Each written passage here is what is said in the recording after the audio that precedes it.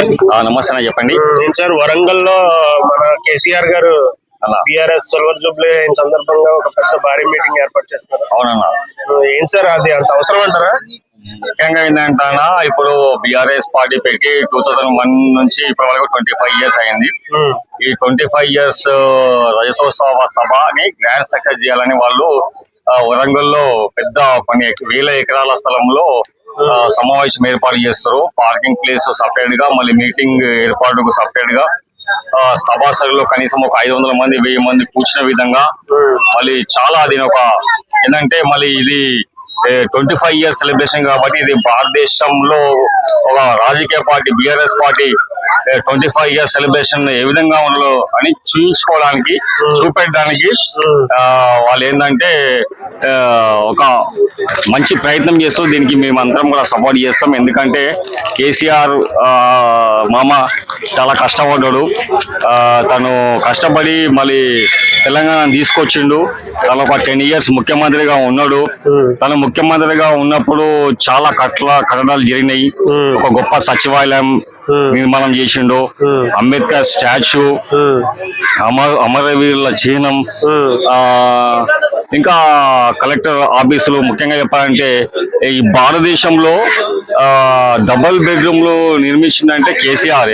ఈ రోజు నేను కొల్లూరులో చూసిన కనీసం ఒక 9 అంతస్తులు 13 అంతస్తులు డబుల్ బెడ్రూమ్ నిర్మించిండు. చాలా చక్కటి నిర్మాణం అది. పేద ప్రజలకు మంచిగా ఉపయోగపడుతున్నాయి అవి. ఈ రోజు తన గొప్ప సంకల్పం ఉండే అది, ఒక డబుల్ బెడ్రూమ్ నిర్మించి పేద ప్రజలకు ఇవ్వాలని చెప్పేసి అది కొల్లూరులో కట్టడం జరిగింది. కాకపోతే బ్యాడ్ లక్ ఏంటంటే మళ్ళీ బీఆర్ఎస్ పార్టీ గెలవలేదు, కాంగ్రెస్ పార్టీ గెలిచింది. ఏదేమైనా సరే ప్రజలు మార్పు కోరుకున్నారు తెలంగాణలో. ఎందుకంటే తను 10 years పరిపాలన చేసిన ఒకసారి కాంగ్రెస్ పార్టీకి అవకాశం ఇవ్వాలని చెప్పేసి ఒక 64 సీట్లు కాంగ్రెస్ పార్టీ ఇవ్వడం జరిగింది. బట్ ఏదేమైనా సరే గ్రేటర్ హైదరాబాద్ ఆర్ఆర్ డిస్ట్రిక్ట్ లో మాత్రం కాంగ్రెస్ పార్టీకి ఒక సీటు కూడా రాలేదు. ఎందుకంటే గ్రేటర్ హైదరాబాద్ ని ఆర్ఆర్ డిస్ట్రిక్ట్ ని 2 కళ్ళలాగా చూసిండు కేసీఆర్. ఇక్కడ లా అండ్ ఆర్డర్ కానీ ఏదైనా కానీ చాలా చక్కగా ఉండే. ప్రజలు ఏంటంటే కేసీఆర్ ప్రభుత్వం రావాలని కోరుకున్నారు ఇక్కడ వాళ్ళు. బట్ ఆ గ్రామీణ ప్రాంతాల ప్రజలు ఏంటంటే మార్పు కోరుకున్నారు కాబట్టి కాంగ్రెస్ పార్టీ గెలవడం జరిగింది. ఏదేమైనా సరే కేసీఆర్ కు ప్రజల్లో మాత్రం మంచి పేరు ఉంది. తనకి తను అభివృద్ధి చేసిండు, పేద ప్రజలను ఆదుకున్నాడు. తను చాలా చక్కటి పరిపాలన కూడా అందించిండు ప్రజలకి. ఇప్పుడు ఏంటంటే అక్కడ 25 years రజతోత్సవ సభని గ్రాండ్ సక్సెస్ చేస్తారు. మేమందరం కూడా దానికి సహకరిస్తాం. తెలంగాణ రాష్ట్రంలో ఉన్న ప్రజలు, కార్యకర్తలు, నాయకులు అందరూ కూడా సహకరిస్తారు. ఏదేమైనా సరే ఈ తెలంగాణలో కేసీఆర్ మాత్రం ఒక మంచి పరిపాలన అందించడం నేను కోరుకుంటున్నాను. తెలంగాణకి కేసీఆర్ లేని లోటు కనిపిస్తుంది అంటారా? ఇప్పుడు స్పష్టంగా ఉంది. బట్ ఏంటంటే ఆయన కంటి చూపు మీద పరిపాలన చేసిండు. లా అండ్ ఆర్డర్ కానీ ప్రభుత్వ అధికారులు ఏ విధంగా పనిచేయాలో ఆ విధంగా పనిచేస్తారు. ఇప్పుడు మాత్రం కొద్దిగా అటు ఇటుగా ఉంది.